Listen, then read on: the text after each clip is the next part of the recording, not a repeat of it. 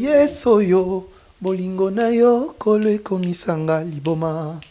Ah, elombe na ngai, ya malonga nini na pesa na yo.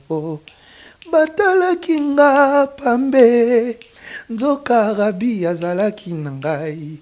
Batali bamoni tina te, nzoka elombe apelisi mwinde.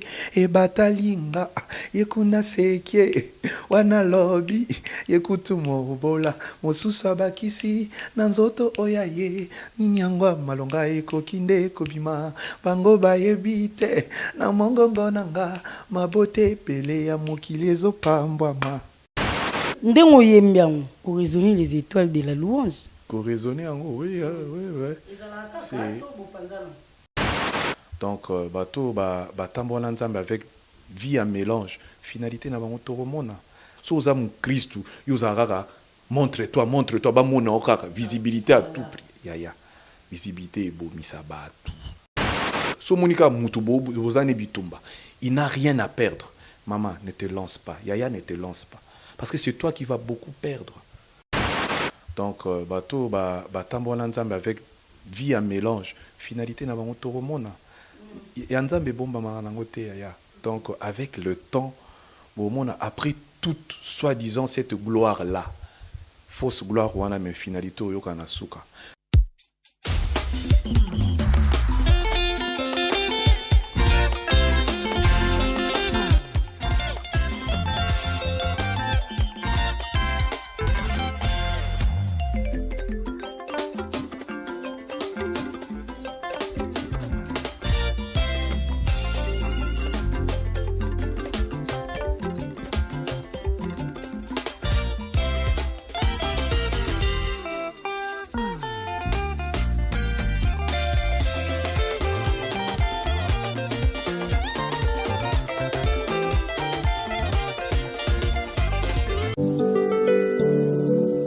Negra Beauty, fait à base de plantes naturelles, sans produits chimiques.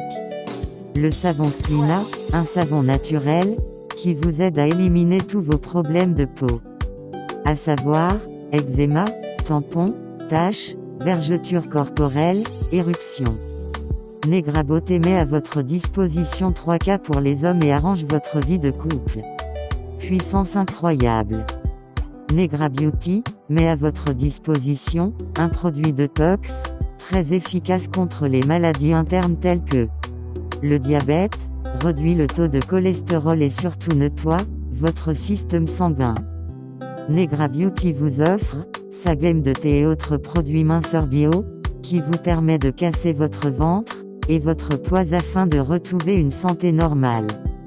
Negra Beauty a la solution pour tous vos problèmes intérieurs et extérieurs.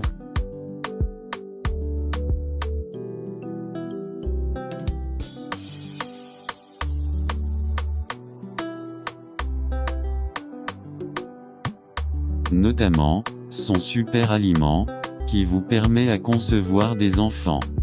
Grâce à son produit bio de l'année, Cocolage.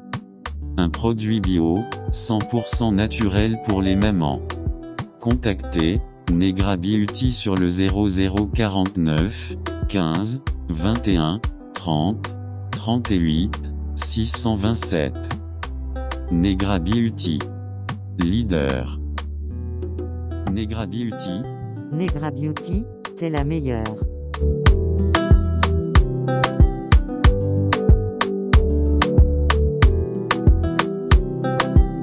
Vous êtes connectés, branchés sur le collet de télévision, fidèles téléspectateurs, fidèles internautes, bien-aimés dans les seigneurs.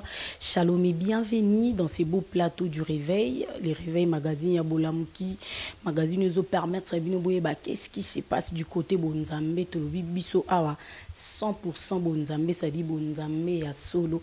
Et les réveils magazine nous permettent de découvrir Maïma Bombama, Ndeka Tokinaro. Kundola yango poto tambola rapina na ba instrument nyonso na souci ya ko sepelisa topé ko satisfaire bino ba fidèles téléspectateurs na biso. J'ai dit un très grand merci Aïgo Malila Maboko trépied Maboko Azana Sima caméra. Un très grand merci à Maldini Mayanga pour le montage Kitoko et merci aussi à toute l'équipe Locole TV Europe. Tolobi, on est ensemble, il n'y a pas à modifier, il n'y a même pas à discuter. Un très grand merci aussi à notre sponsor, Ola Tolobi, Negra Beauty, Yaba Negra, c'est-à-dire beau consommer, beau utiliser, bah produit à Negra Beauty, ils ont traité bah maladie belé, ils ont soigné bah peau, ils ont fait ça mamba qui toko penza bozala jamais déçu ndeka na lubaka, c'est-à-dire benga ba on a numéro ils affichés au monde na publicité, supposant pour ça omeka bah produit na bango en tout cas et le kanango ou salika commande biloko yo lingi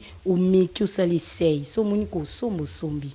So pour monique au son manouti en tout cas bah foot sauter comme ezaka gratuit bossa la Negra Beauty confiance bozala jamais dessus. Un très grand merci à Anastasie Aloua balobi mère bio là on est ensemble sans oublier énergie panzu et ben énergie tolobi moto ya yambo abanda pasuki ça rien à dire les réveils mokola lelo nazana esengo makasi ya koyamba pona bino un homme de Dieu un chanteur de l'Éternel aimbara kitoko alobaka kitoko bomona ende kala ndeka na ba biso tokenda kokundola to luki ti toyeko koya epa ya nani epa ya le frère Prince Mbouyi à qui j'ai dit bonjour papa. Bonjour Yaya et je dis bonjour à tout le spectateur et à Tranche au réveil les opambola biso et puis na chaîne na biso Locole TV.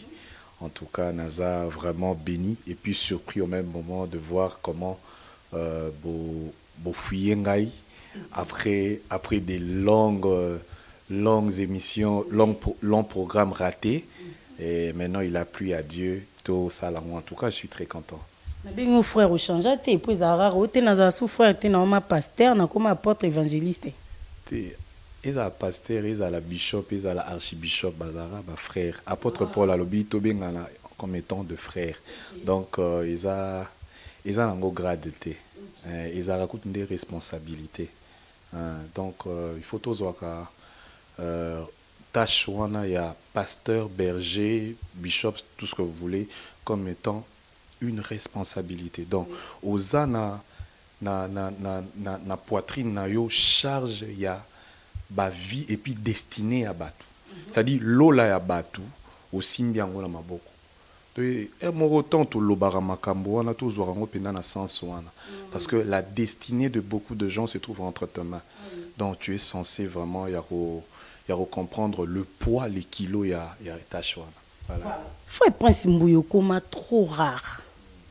Batu balukaka yo batu msu ba mituna Prince Mbouyi akenda wapi bandaka bobimisaka gratitude wana na ebita après gratitude soki lo msu yaki mais omona nakate okoma wapi. Non en fait tozwa ki politique moko ya ko to adopta ki politique moko plutôt ya ko saela nzambe. C'était une politique plus dans le terrain. Donc,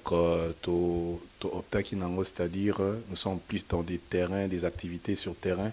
Ce qui occasionne mon année, lancer on a réseaux sociaux, mais plus dans le terrain. Parce qu'on se dit, on dirait réseaux sociaux et comme ici, fainéant, on a makambo et l'évangélisation. Voyez un peu, il y a un autre qui non, tout fonctionne, on dirait dans les réseaux sociaux exatés. Tout ça l'évangélisation tout ça l'ensemble le dans les réseaux sociaux c'est-à-dire ba moment tondo sala que no okitile msubuke na bumbu boko sala musala mo na bumbu appareil téléphone exaté wana posa to pibiango pour mokile mona yo zaka na posa osukisa mina esengo que non na to ça l'ensemble point barre.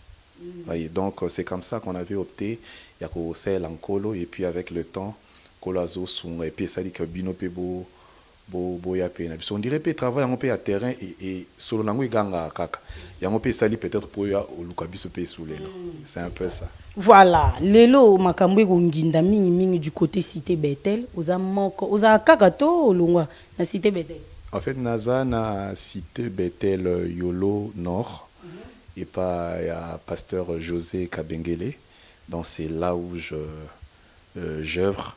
Donc voilà un peu. Nazana cité Bethel Yolo Nord. Voilà. lelo tomoni bana ya cité Bethel bazo bunda bango na bango. J'espère kozomona oyebi makambo ezoleka na cité Bethel lokolo zaka kana kata cité Bethel. Eloko nino koko ozomona ti. Bon ozomona te frère Prince. Non non, en tout cas na yebi kutate lo monte. Nenaza donc eloko omikande nazakaka wana. Na yebi lo ezani yango eleka. OK, nga na sosolisa musa na nga ya wana. Tomoni lelo. Prophète Moïse na Bishop Mike bazoyokana te. Désaccord na bango ebimi na miso ya bato. Prophète Moïse azoloba na cher, Bishop Mike l'équipe na ba live à répondre. Yo lokola moko na bango parce que boyemba ensemble na cité Bethel bozala ensemble boaba na tata moko. Okoko loba nini pona guerre oiza entre prophète Moïse na Bishop Mike. Déjà na yebi le tenant et les aboutissants en gote. Moi na ba ajo to komi nango yaya ezaka malamu olobela likambo yebi mutu na makolo nango. Hein? Et puis yami balé na répondre que est-ce que makambo wana bato ba Holanda biso na lokole TV est-ce que édifier bango penza. Je pense ils ont besoin de choses qui vont les édifier. Il y a des gens qui nous suivent surtout na bamboko yo libanda mboka na ba crise et frappé monde ba luka ba résoudre ba problème ça très compliqué. Il y a des foyers qui sont fissurés, il y a des mariages où ils en voie il y a divorce, ils en a bana oyo vie na bango eza malamu te, ils en a ba fiançailles ça compliqué, ils en a ba famille. Est-ce que vous voyez vraiment bato na nyonso est-ce que makambo soto lobel bango et édifier bango? Je pense si on doit rester sur des choses qui vont édifier, ça sera mieux. C'est vraiment ça. Indirectement, basa mambo édifier pour mambo, c'est les eaux édifier. Merci beaucoup, message qui te comprendre. Moi, je me dis, le Saint-Esprit a mis le mille manières de nous prêcher. En tout cas, je ne suis pas mieux placé pour copier Sabango Toli parce que c'est des hommes de Dieu, c'est des frères qui se respectent, baza très conscients. Ba yebi et puis mon homme yebi ba close et appel na nzambe. Voyez un peu. Donc makamba musale basale nzambe, il faut qu'on avec beaucoup de sagesse parce que c'est un terrain tellement glissant. Parce que ezan batu mususu ba lakela mama be likola jugement mabe basala likola basale nzambe. Et moi, je connais de familles qui ont été maudites à cause de cela. Alors, terrain Wanisa, terrain Moko, il faut vraiment prendre ça avec beaucoup de jugeote et de lucidité. Donc, voilà un peu. Donc, moi, je reste plus dans des choses qui édifient les enfants de Dieu. Voilà, merci beaucoup. Aux amants, musiciens chrétiens République démocratique du Congo, ou yemba ba vocal, ou yemba bandimbo édifia. Lelo, la musique chrétienne, comme il critique bino moi trop. On dirait qu'ici, on a tuni question na bi bakomi. Donc c'est que koloba loba zebeli. On a mo lobeli ya bato bana si ma caméra. Ya on a mimi en siko liboso caméra. Ah, bon wana yonde mtolobinga mo menga na mo lobela bato ba ta biso kuna. Na yena ba question na baon. Lelo lisolo ezobeta mape mwa to nani o asimba akota tomoni wana salisini bwena nzembo nani wana kuna o ayemba ki yabelela ki gege o kuna sa ki boy eloko nino koko loba par rapport ya phénomène kisi o ekoti na musique chrétienne le rôle moko ya ba musicien chrétien. En fait déjà je trouve ça inconcevable des esprits qui sont diamétralement opposés et travailler ensemble. Donc aux hommes keno l'esprit o ebundi samarame mutomora recourir ango pour sala musala esprit mususu. Est-ce que ça peut déjà aller? Et s'il y a des gens qui sont dans des pratiques comme ça, moi je me dis le meilleur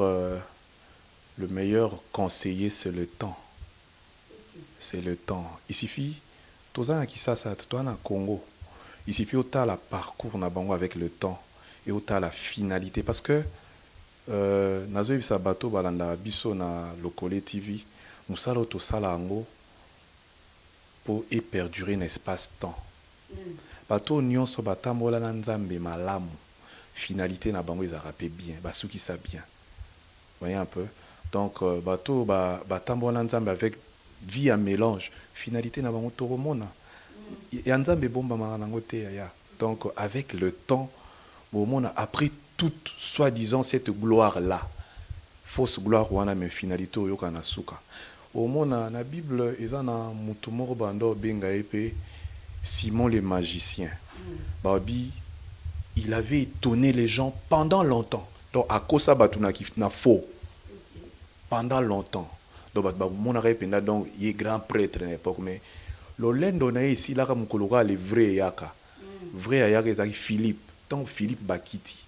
Alors ba miracle authentique bon bando ça là nde esuki saki ki faux na ye ya Simon le magicien. Ti a commis na niveau alobi ce moyen za boté que l'angata Saint-Esprit wana o bo la wana ponga pena ndo sala. Donc c'est pour dire que chaque chose a son temps. Il y a un temps pour chaque chose sous le soleil. O nyonso a sala dans le faux et dans le vrai. L'espace-temps est jugé. Donc mais tout dépend aussi de notre discernement. Voyez un peu, le chrétien d'aujourd'hui, tous les chrétiens, il faut l'esprit à chrétien béré, chrétien au vérifier nyonso, pas de chrétien naïf. Le Saint-Esprit a dicté mouvement na bango nyonso. Pour ayoka musique, il faut s'assurer que le Saint-Esprit a en accord na musique au azoyoka ya mutuana. Pour ayoka prédication, il faut le Saint, molimo santu naye et sous qui sait que oh na yoko est dans le vrai. Voyez un peu. Donc nous sommes dans le temps où l'esprit de discernement, il faut y travailler makasi. Sinon, tu oya ko bete la maboko nzambe, ou ko bete la maboko Lucifer. Voilà un peu. Mais yo le roi musicien so vanda ve ba bengi yo to ba proposer ke yaka to peso mbongo yembela gege yaka sala boye. C'est comme là to pasteur moi bengi a branché. En fait, mouvement wana et toko boyangote ils ont un mouvement moko où le diable a osala il veut recruter les gens.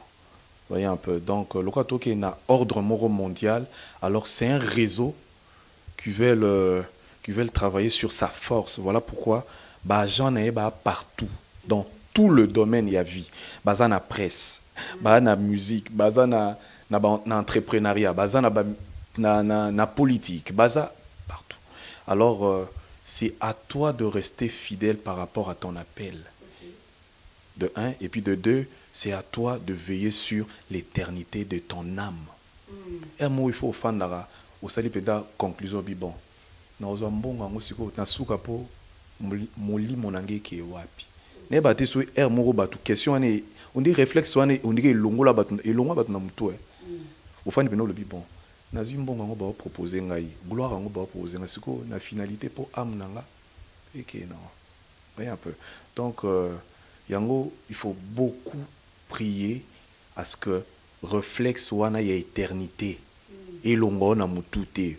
Donc ata nyonso kozwa na sa moi na mutu na yo réflexe ya éternité longo te. Yango soki longo to yango de sala que non o koma ko matela ba proposition nyonso diabolique. Voyez un peu. Non, c'est un peu ça. Si vous ne répondez pas, on dit qu'on a le bas. N'attends pas na combo. Non. Non, donc na bandé les sous donc ordre wana ba travailler de sorte que ba créer force na raison na bango.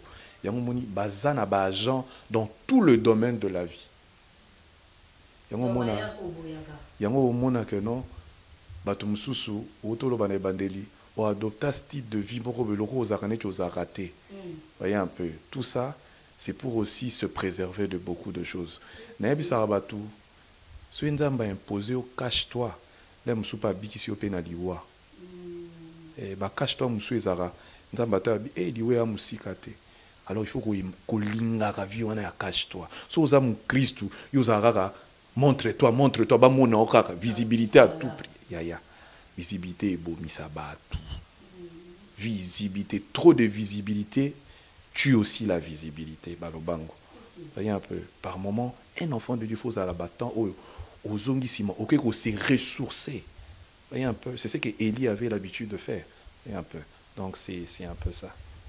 Cache-toi au yozala nango na système adopta na oza moins rare ya romona na te. Relation na osiko na ba collègue no ba musicien. Iza ndeni. Bosola kaka ozala na bango po yoza cache-toi. Très très bonne relation. Donc ce sont donc ils ont au milobelo ndire yondo ozana journaliste chroniqueur donc ozara mabena ba chroniqueur mususu. Il y a un sens té. Ah, mais à Solane puis na batute. Donc voilà, ils ont soupé à donc c'est-à-dire à adopter cache-toi sur base ya mutema mabena yi. Msoupé ça pe bongo. Mais ils ont soupé cache-toi ils a style de vie na yi. Parce que se dit non. Afin de penda ça l'analyse habité, il y a un temps na bimisi pe mingi, na zonga na se ressourcer. Voyez un peu. Un enfant de Dieu, oh alingi akende musika na nzambe fois na culture wana. Culture ya cache-toi, après un temps montre-toi, après cache-toi. C'est ça la vie d'un chrétien. Donc moi nzambe roza la rara sous le viseur ernyo sauté. Yango ekomini nyango. Tani no ozora pour méditer, tani no ozora pour orientation musu soupé. Voyez un peu. Donc c'est vraiment important mais sinon on est en très très très bonne relation avec nos collègues dans ce domaine. Donc c'est presque toute le fois ba sollicitation, ba collaboration il y a qu'à tout travailler en avant. Voilà. Merci beaucoup frère Prince.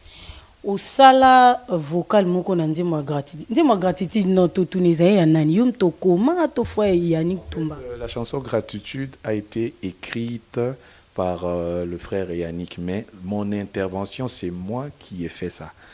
Et c'est au combo titre wana ya Gratitude ngane mnape sango. Et donc tellement on doit travailler na esprit moko de famille alors ça mis que non nzembo za yo mais to sangisi mayele et puis pour na couper sango et ça pe na sens c'est pourquoi on avait apporté notre pierre et puis ça a donné ce que ça a donné. Donc titre nango oyo frère Yannick ayaka nango ezaka témoignage. Alors Toby témoignage ça va pas sonner, ça va sonner, c'est déjà entendu. Pourquoi pas venir avec quelque chose où ils après j'ai proposé Gratitude. Donc voilà un peu.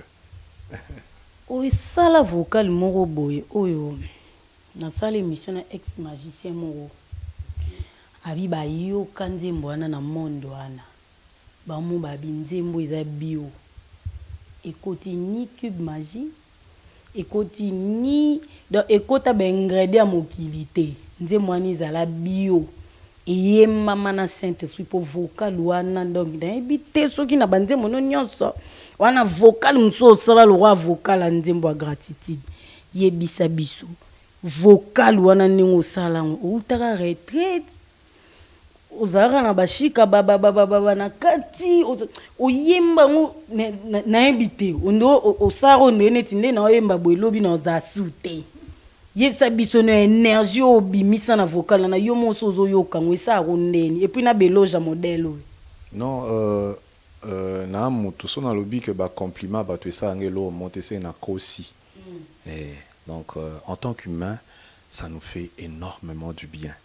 Et deuxièmement et pour ça biso na sentiment ya responsabilité.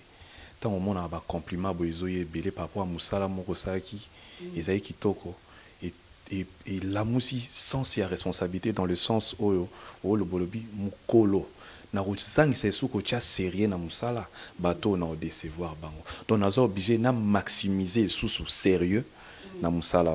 Donc pour revenir na contexte na question na lobby na saïda qui on a na contexte nini tout en fait isa premièrement isa mon conseil na pesaka ba leki na biso boya na musalo yo na ebisaka bango boye nzembo kuswat mungongo na yo to na art na yo to pe na musique na yo ozana édification ya bassin na mungongo na yo to na art na yo to na musique na yo ozana conversion des âmes na mungongo na yo to na art na yo to na musique na yo oza na consolation de cœur brisé na mungongo na yo to na art na yo to na musique na yo oza na musala ya ko alimenter répertoire ya église yango musala wana ya musala ya kozwa ngo likolo te. C'est-à-dire la chanson chrétienne est sa responsabilité. Talaka ba élément na tangelio responsable musala oyo nzembo eza nango ya kosala. Le salut des âmes, l'édification de saints, la consolation de cœurs brisés, l'approvisionnement du répertoire de l'église. Dans le répertoire, il y a l'église, il faut alimenter. Sérieux, c'est-à-dire, il faut la vase moro pur pour nous.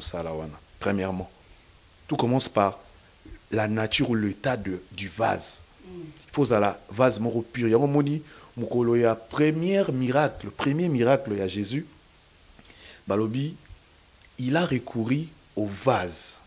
Mais le vase, c'est un vase destiné à la purification. Voyez un peu. Donc c'était des vases purs. Donc c'est-à-dire, il faut la vase pure par rapport à la communion. Deuxièmement, il faut le côté artistique, le côté connaissance. Il y a connaissance. C'est-à-dire, il faut la spiritualité étambola na art, na connaissance. Donc, c'est-à-dire, il y a tellement jaloux. Si on bateau na art makasi, ba komosa lolendo, akobi msamuto ana arte. To mona na kisaso na Congo yo yebi yango.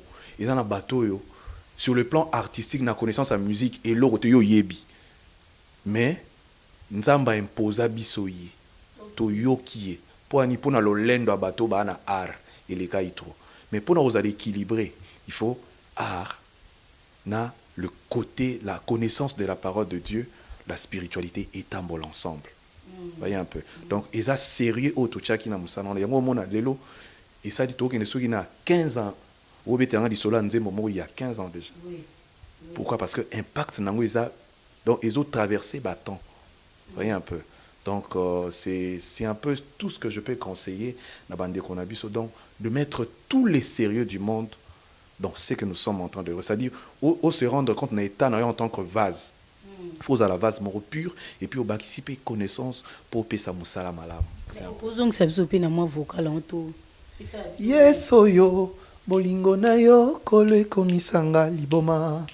Ah, elombe nanga ya malonga nini na pesa na yo. Batalaki nga pambe nzoka rabi azalaki na ngai, batali bamoni ntina te, nzoka elombe apelisi mwinde ebatali nga yekuna seke wana lobi yekutu mobola mosusu abakisi na nzoto oya ye nini yango malonga ekoki nde kobima bango bayebi te na mongongo na nga mabote epele ya mokili ezopambwama.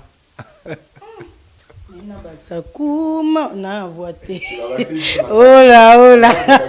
Merci beaucoup Nabino Batro Bakisi. Iko quel okendo to koma na suka. Ndengo yembiango pour raisonner les étoiles de la louange. Pour raisonner oui. En fait, je ne sais pas, c'est que parce que les Aki groupe, il y a le feu, le regretté, notre papa, l'apôtre Mbiye, c'était son groupe.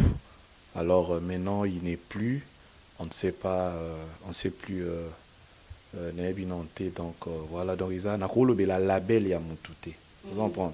Donc yondo oza on a sali label na yo, sur ozate le lo mutarolo belango bien ça.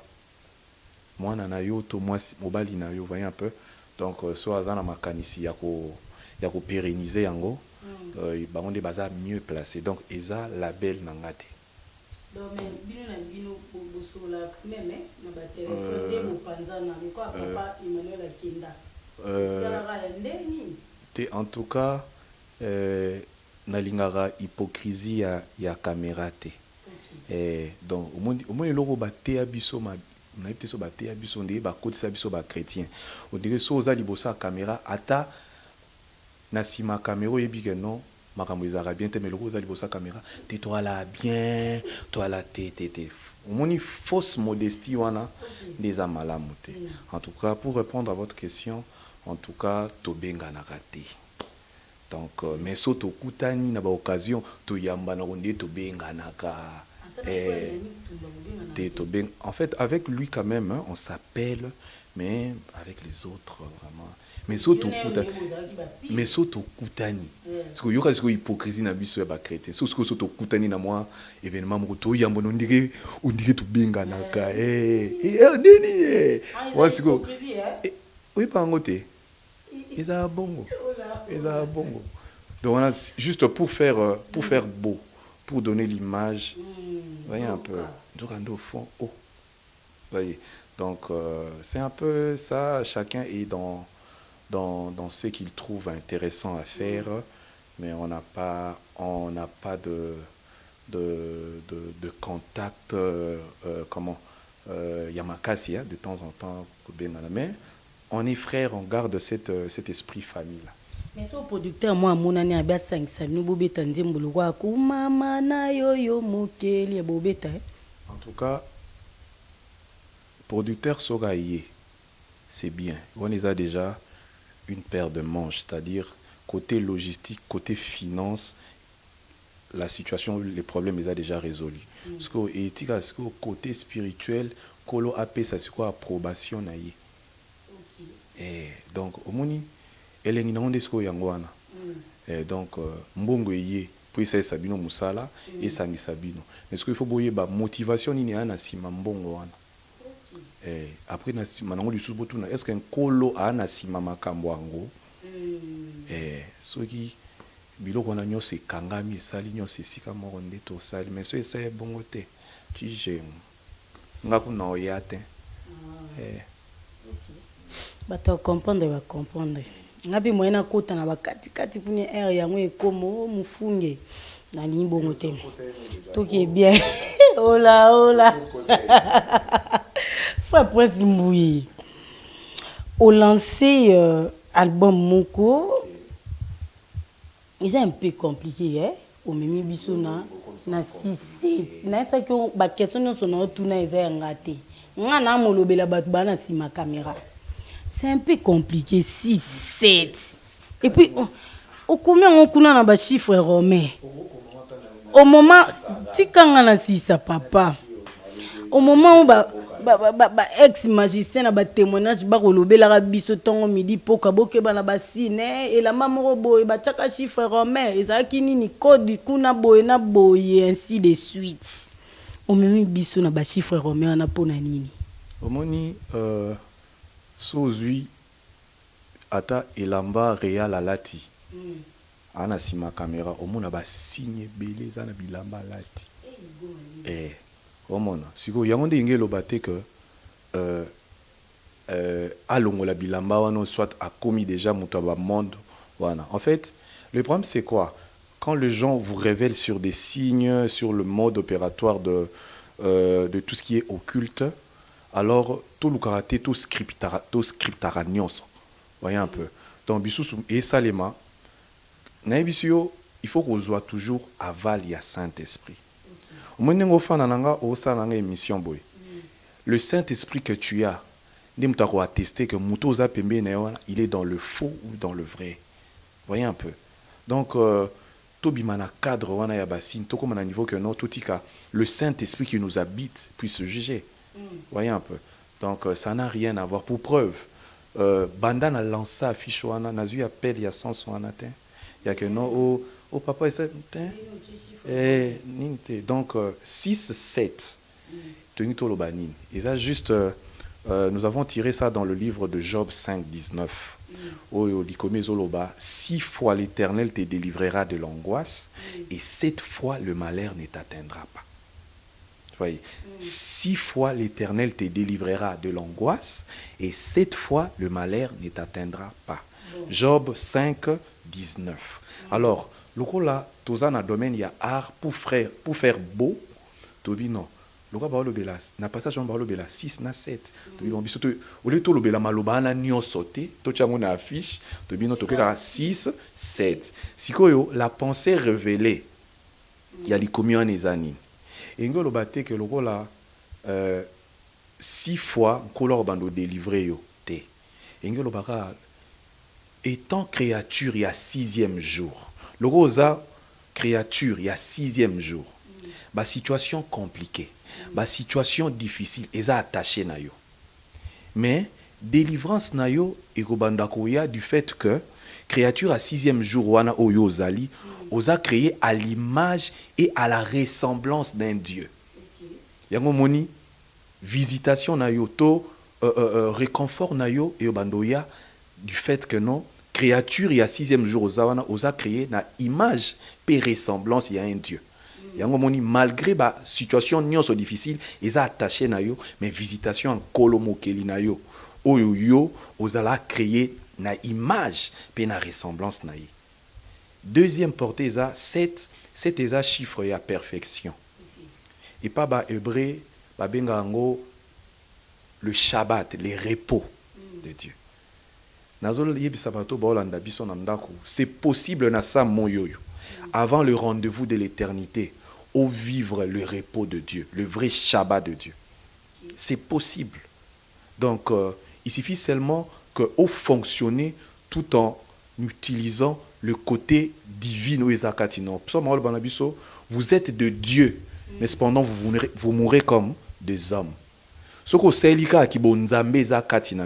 C'est possible na sa moyoyo au vivre le repos de Dieu. Yemoro Yesu pendant ces jours terrestres, à ça la déclaration, ah oui, venez à moi, vous tous qui êtes fatigués, chargés, et moi, voilà, je vous donnerai du repos. Donc, nous avons affaire à un Dieu capable de nous donner le repos sur la terre, avant le rendez-vous de l'éternité. Il suffit seulement d'utiliser le côté divin que nous avons. Tout ça est là qui bonzambe o toza kanango.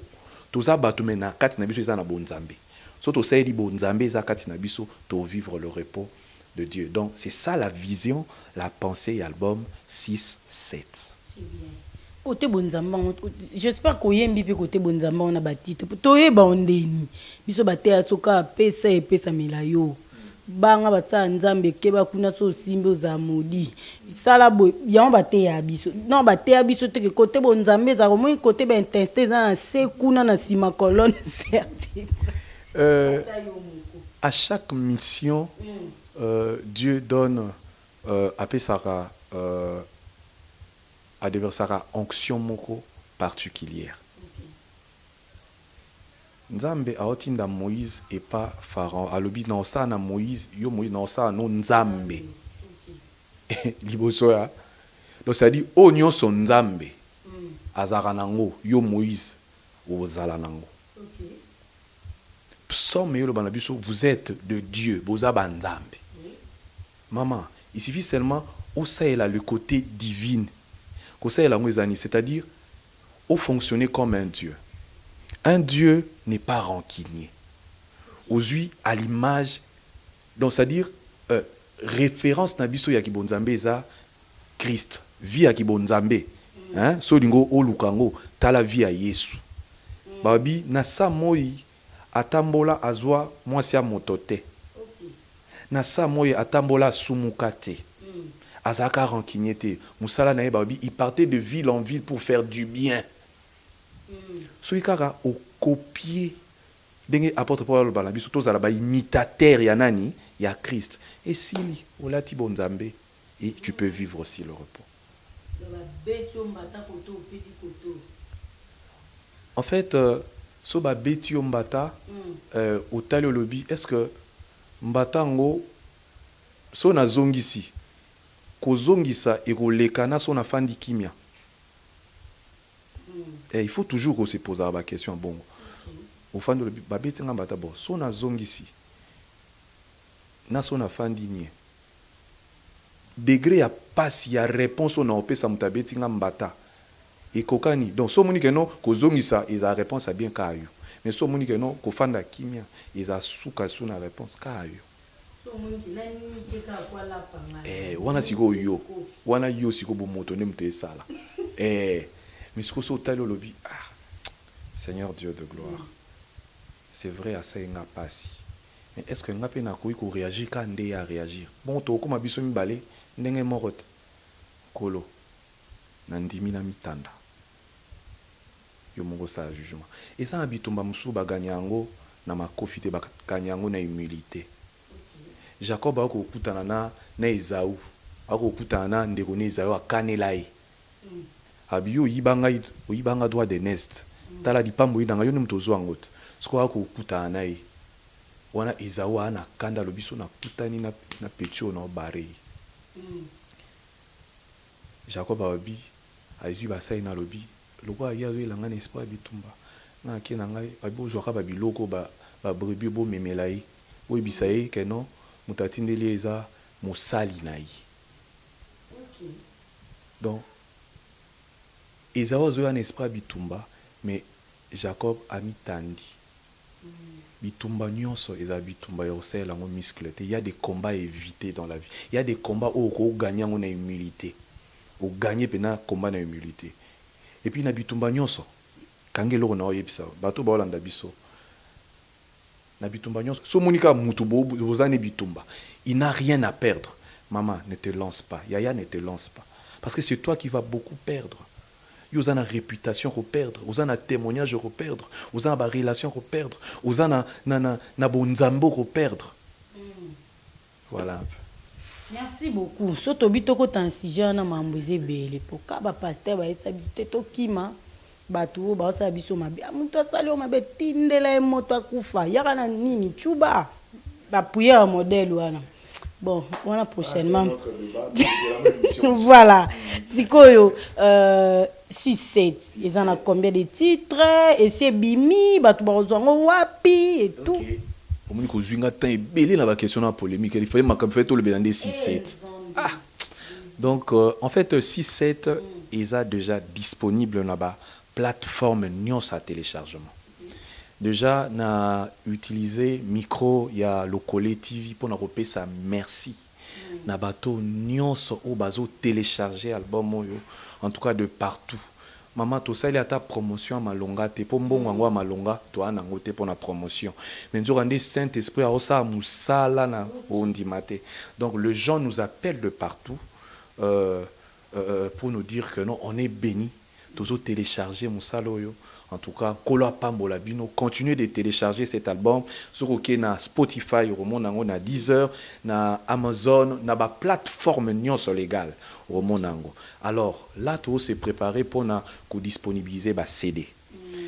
Dieu voulant, toko fixer bidon, mais rosala moyennant réservation parce que quantité ba CD wana toko sala ngwezana mukie, yango toko sala réservation pour to disponibiliser tout ça il moyennant un petit point de presse na moi dédicace à l'album. Donc Kalaming était toko Laxabino comment y faire et puis toko Sabino ba numéro ya réservation nyonso. Alors beaucoup en contact nabiso obenga biso na 097 028 99 20. Je reprends 097 028 99 20 ou carrément bobengi na direction ya le Collet TV. Facilement bako orienté yo et panabiso 11 titres. Ngolu déjà ils a déjà clippé et je crois ba clip mususu ezoya parce que to sala challenge to senga e batu badingi clip nini to bakisa batu déjà ba pona ki béré et puis to ko fixer batu d'ici là 11 belé na 11 on j'espère qu'ils attendent ba 7 featuring kolo amemaki biso loko eza ya mona liboso ya carrière na biso en solo tolobai tokende nanu ndenge likomi lobi avec la force que nous avons tokeno biso moko. Et puis je crois prochainement peut-être na ba album Oiroya on pourra faire appel na bande ko ebele mais to sala sali musalo ka na banoyo ba accompagner biso na vision. Voilà un peu. Exactement. O monaka kala tango yaka na kisale pastor repetaka ka bangoka. Ebele tanza mende asalaka ebele basisi ba classe ebele ba bali ebele bazwi misala ba misu bake Horace na minito aza na Angola tandi nzamba ça makambo bien. Fidélité, obi fidélité futa. Oyo lobisanga mingi to yo le certain belé réel comme kata biso. Nyonso to lobi c'est important. Nyonso ata obengi polémique on est important. Fidélité et futa ramakasi. Ta niveau il y a fidélité, il y a serviteur, il y a ndako Abraham et comment tu na niveau Abraham a comme fanda lobi, a comme boula lobi, yene mon aroti l'héritage.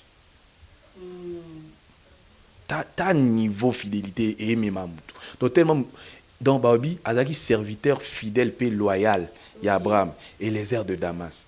Donc Azaki donc le serviteur le plus ancien de la maison d'Abraham. À tel point que non, Abraham a dit que non, Isaac a oumé la poids et a lobi. Ndabela msuna moni peno nige mutako irrité. Isa et les airs de Damas pour te dire que fidélité et foutard. Donc je conseille à nos frères et sœurs au Bolanda Bisso pour cultiver culture et fidélité et foutard. Et qu'on fouta yote qu'on fouta ngai fouta ngamba ebele. Mbale belé fidélité non nzambe fouta ma casse. Ma casse do yango ne makambo lo baba ki sasa. Fidélité nan nzambe ko yango nde souka fin cop. Donc c'est-à-dire otikali fidèle en gardant le même amour, il y a au bongolela ngom tema. Il y a des fidélités na oloba. Na nzambe. Ils ont fidélité ya tant progression comme changer, bolingo e bandelité, fidélité pendant tout en gardant le même amour du début. Voyez un peu. On des fin cop et futa na yebiso souka. Fidélité pe na milieu professionnel et futa raya. Donc mutuloko anetinani. Mutuloko Jacob. Mutuloko Jacob baobi azala fidèle nanda kwa Laban. Asaleli musala comme serviteur, il était fidèle. Pendant que Laban a changé salaire à 10 reprises. Mais il est fidèle. Yoka sikoyo fidélité face à malhonnêteté. Hein? Fidélité face à merci. Fidélité, je m'excuse. Donc, fidélité face à malhonnêteté. Donc, ça dit, yo za fidèle, na muto tika fidèle et pas muto na mais muto na futio na malhonnêteté. Yo ka siko yo ndenge kopo na ndenge nzamba betango. C'est-à-dire, yo le rose est fidèle envers yé. Ya futio na malhonnêteté. Nzamba osani bon mengo na enyo so opesa ngo yo. Yango nzamba sala yi asala là-bas. Et Jacob azara fidèle. Oh, ça il est moussala bien. Il a changé salaire il y a Jacob pendant donc 10 fois. Il y a ce qu'on nzambe maramba beta là-bas lobby. Azu donc bon mengo. Il y a là-bas à passion transfert et ça les. Il y a on a eu ça va nanda ko lembate au sa bolam. Ne te fatigue pas, ne te lasse pas à faire du bien. Même face à la malhonnêteté des hommes. Yaya. Et ça boy. Donc on a donc ça venir au ça c'est-à-dire richesse à mutuana ou azara malhonnête envers yo likola fidélité non nzamba kozongo ça la transfert oye pa na yo ya onde makambu to yeko la fidélité ba o bazara fidèle to ko ba bon nzamba pa ma so ko tika ko sa bolamu to na lembi okuna sa bolamu ana asenga mabe o bolamu zo bate ko ba ko sa bolamu nzamba pa mbolo to komi na suka. Mais si on a une question au thé, tu vas en privé, tu n'as qu'à entendre nini. Dès nous tu n'as qu'à oser la réponse. La fois passée, quand on a plateau, on a vu les réveils, on a un frère Caleb. Frère Caleb est un ex-magicien. A dénoncé à Bamisala Penza et Mabé ou à Salamini Mingi. Na témoignage ni mon code donc na testament, na parti mon code testament, papa Caleb a loubi. Batanta ka ba sirimo boy ba bengisaka yo oke kobeta quelque part ba eba reso ba pesi ombongo te onyonga ndi ba congolais ba lobaka tango onyonga no ko silika le bango ba ozwa porta okota ba okota tango abengaki yo pasengo pardon na émission après bengo lisusu en privé et ça là qui on et puis au reconnaître concert en ngo kendaka ba pesa ka pe lo. En tout cas je dois l'avouer qu'il m'avait appelé. On a vraiment na landa qui émission té pendant loba sembo un jour j'étais à la maison, j'étais surpris, il va m'appeler appelle mo rekoti na yebi pété ayebsinga lobi papa abandi relater nga histoire ezalaki boye to invitaka yo to yokanaka to kopesa yo boye mais to pesa yo yango te na nkopo to banda ozela réaction na yo po to profiter nango po to dévoiler to sala makambo to alai nango likolo na yo na yango na ko senga yo pardon ngana mwasi nanga to yokani même to refuta mbongo wana malembe po to honorer nzambe na yo. Je me suis dit dans la vie, gloire à Dieu. Et puis les histoires comme ça, toi nango ebele. To vivre en micronios. Yango autour na la fois passée au lobby. Non, avant toi l'émission au lobby, pourquoi tu t'es fait rare? Tu t'es fait oser un peu retiré. C'est sur base ya makambo ebele. Parce que ba sollicitation nyonso bandi maraté ya. Il faut retourner à Nzambe. Attends retourner à Nzambe te mais avant qu'il ne passe wana otiki no musalo osala na maboko Nzambe. Voyez un peu. Donc, je pense peut-être que la prière tout ça là qui avant tout kende kuna. Ya ole musu yango ndemte épargner biso na makambo. Voyez un peu. Et puis notre côté il y a apostolat parce que lelo musala Nzambe otobetelanga lisolo moko lobi frère moko boye atomboka mabe asiso beta concert moko boye balaka ki mbongo siko ba pesi mbongo te. Siko omoni que non le côté apostolat, le côté service ezate na kati na ye. Ozomon. Donc nyonso to comme résumé ngona mbongo. C'est vrai. So na lobi ke na posa mbongo te na mtu alokuta. Toi na posa mbongo pour survivre. Mais au-delà de ça, toi na posa auto-pesa, tout édifier le peuple de Dieu. Voyez un peu. Donc le côté apostolat. Voyez un peu. Na se poser toujours la question dans le barabon. Église Moïse à côté à Sangamamba. Église Moïse a 10 personnes. Bana basepera na ngolu ya frère Prince. Mais bana $1000 te o ya caché au frère Prince Astia pour ba bengisi. Siko église on a tié so zonga ba otika profiter na grâce na ngate. Donc autant mieux nga na kende vers bango. Je peux aller comme ça na sali apostolat sans ko senga bango eloko moko. Siko na opé sabino secret. Secret ya kosela Nzambe sans tenir compte de l'argent. Non pe so témoignage ya mutu moko papa Denis mutaolanda ngai papa Denis Ngonde. Donc papa Denis Ngonde achaka kachete abanda ko chaka kachete so bobengisi ayo sa musala Nzambe ayaka asali akei. Siko yango pe lukisa ya makambo ebele ba problème ebele na ba église au moins ba bengisi koto so si koto faut kende koto yo mais na yango na simanango Nzamba pambola ye na bénédiction moko boye ya facilité à voyage na mboka moko munene et puis na ye na bana au moins Nzambe nenga futaka. Donc le côté apostolat mosala Nzambe foza nango. Moni le diable est tellement ruse, diable ayaka na eloko yo lingaka. So za lokosa mbongo ozoka na mbongo. So za lo olinga bilamba mingi, Nzamba oyeloka na bilamba. Diable plutôt oyeloka na bilamba. Voyez un peu. Donc d'où tozaka na étoile de louange wana tango kola sali biso grâce ya apogée na biso wana to instaura que eloko moko na étoile de louange tobi to sala ba prestation ya apostolat. Donc ça dit to la muka dimanche moko to poni église moko choix. Église wana oya na transport na oya kokenena ozonga. Mais yoka Nzambe na bolingo na ye na ba prestation nyonso to sala oyo eleka na bureau na bureau à production. Ba prestation ya apostolat Nzamba banda pambola biso koleka. Bo surtout ka bo koti na église bo lakai bango te et sali bango bien na suka wana bino bo senga $300 na suka apesi bino $2000. C'est ça. Est-ce que vous comprenez un peu? Donc Nzambe na benga Nzamba prêtre de l'ikondinga très fort et très crédible.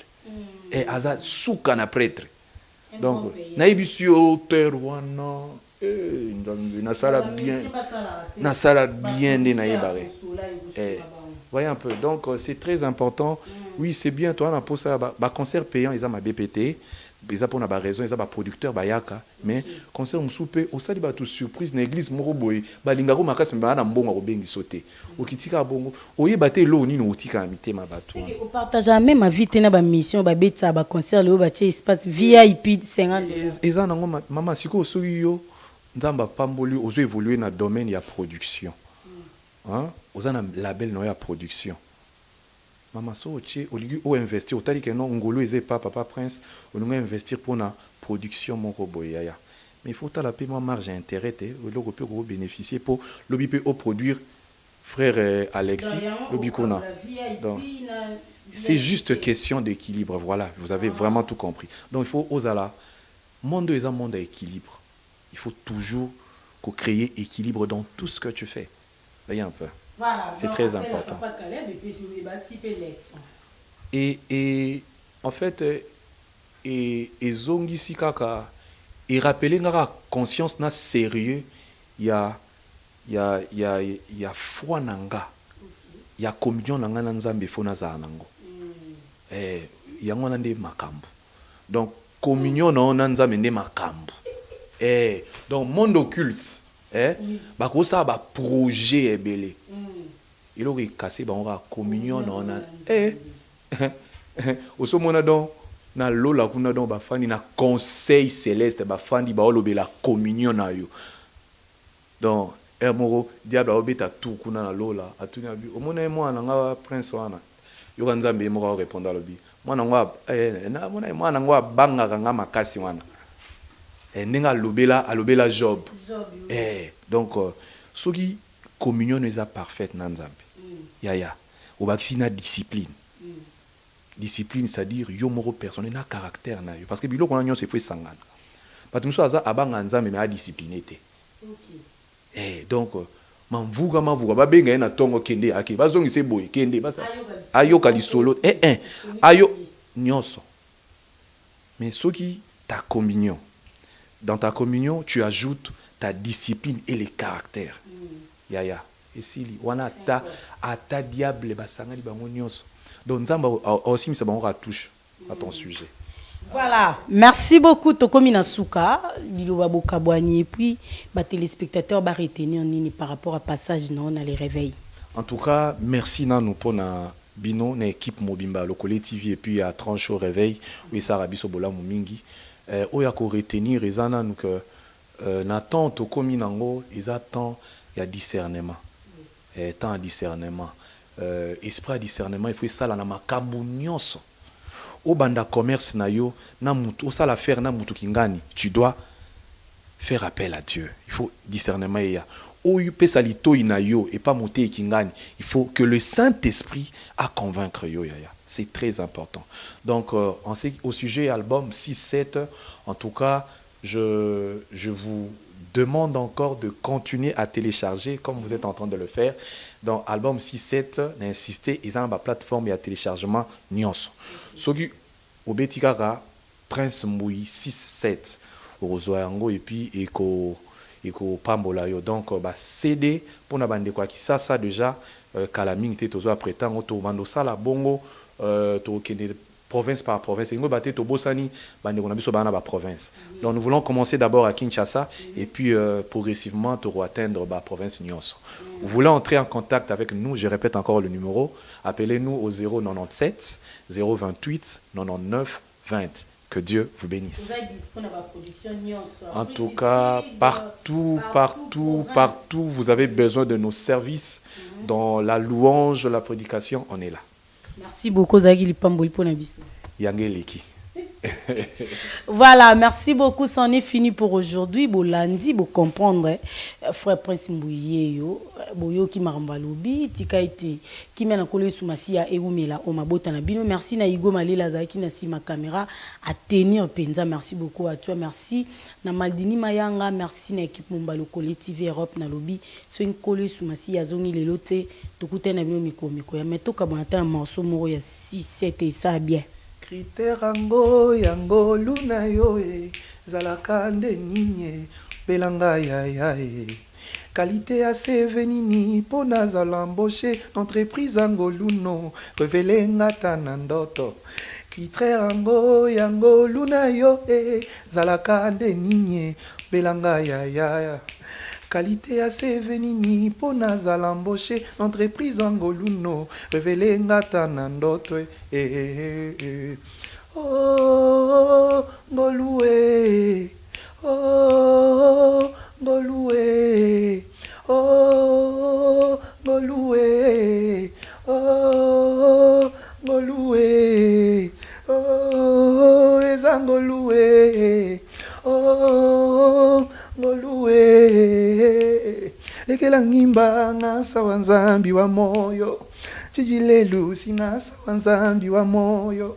Lekela ngimba ngasa wanzambi wa moyo, chijilelu singasa wanzambi wa moyo. Oh, ngoluwe, oh, ngoluwe, yo yo yo, ngoluwe.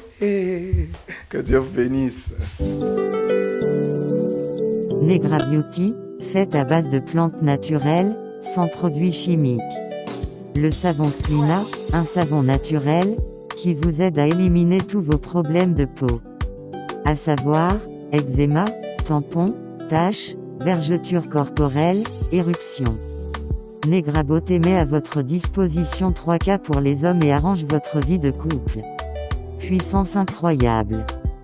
Negra Beauty met à votre disposition un produit detox, très efficace contre les maladies internes telles que le diabète, réduit le taux de cholestérol et surtout nettoie votre système sanguin. Negra Beauty vous offre sa gamme de thé et autres produits minceurs bio, qui vous permet de casser votre ventre et votre poids afin de retrouver une santé normale. Negra Beauty a la solution pour tous vos problèmes intérieurs et extérieurs.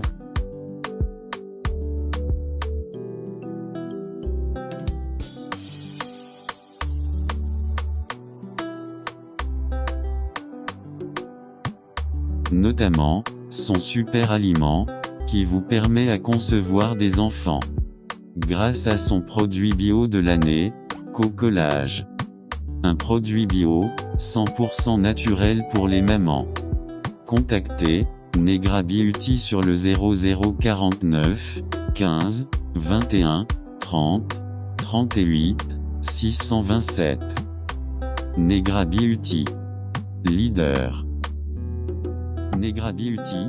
Negra Beauty, t'es la meilleure.